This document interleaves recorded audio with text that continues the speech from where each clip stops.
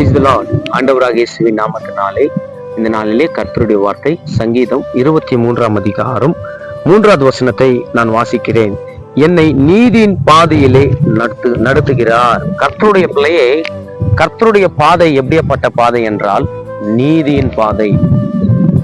நம்மளுடைய வாழ்க்கையில நீதி கிடைக்கவில்லையா? நான் என்னதான் செஞ்சு கொண்டிருந்தாலும் எனக்கு ஒரு நீதியாக சரியா காரியங்கள் நடக்க மாட்டு கொண்டிருக்கிறது. நான் எங்க போனாலும் நீதி செய்ய ஆட்கள் என்னோடு கூட இல்லை. எல்லாமே என் வாழ்க்கையில அந்நீதியாக நடந்து கொண்டிருக்கிறது. என் வாழ்க்கைக்கு எப்போ நீதி கிடைக்கும்?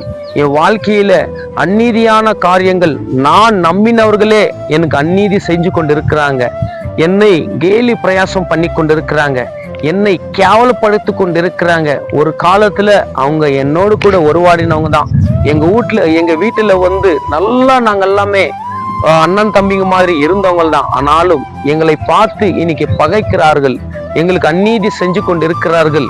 ஆனா வேதம் சொல்லி கொண்டிருக்கிறது, கர்த்தருடைய பாதை எப்படிப்பட்ட பாதை என்றால் நீதியின் பாதையிலே கர்த்தர் நம்மளை நடத்துவார் என்று பைபிள் சொல்லி கொண்டிருக்கிறது. கர்த்தருடைய பிள்ளையே, தாவீது வாழ்க்கையிலே அநேக போராட்டங்கள், அநேக கவலைகள், அநேக வனாந்தரமான வாழ்க்கை தாவீதுக்கு இருந்தாலும், ஆனா கர்த்தரை தேடுகிற மகனாக அவன் இருந்தான்.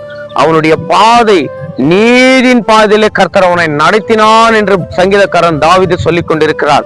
நீ கர்த்தரை உண்மையாக நீ தேடும் போது உன்னுடைய பாதை நீதியின் பாதையிலே என் தேவன் உன்னை நடத்தி அந்நீதியான பாதையை அவருடைய நாமத்துல உடைத்து நீதியாக உன்னுடைய வாழ்க்கையில எல்லா காரியங்களும் செய்ய என் தேவனாலதான் முடியும் என்று இந்த நேரத்துல நான் உன்னோடு கூட சொல்லிக் கொண்டிருக்கிறேன்.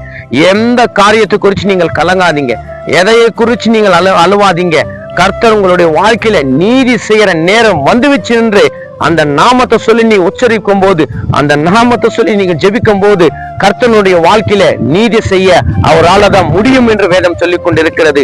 ஏன்னா அவர் நீதி உள்ள நியாயாதிபதி என்று வேதம் சொல்லிக் கொண்டிருக்கிறது. இந்த உலகத்துலதான் உனக்கு அநீதி நடக்கும். இந்த உலகத்துலதான் உன்னை முதுகுல குத்துவார்கள். இந்த உலகத்தை பார்க்காதே, நீ தேவனை நோக்கி பார். உன்னோட வாழ்க்கையில நீதி செஞ்சு உன் குடும்பத்தையும் உன் பிள்ளைகளை கர்த்தர் ஆசீர்வதிப்பார். கர்த்தர் இந்த வார்த்தை மூலியமா உன்னோடு கூட பேசினான் என்று நான் விசுவாசிக்கிறேன். கர்த்தர் தாமே உன்னை ஆசீர்வதிப்பாராக. ஆமேன், ஆமேன், ஆமேன்.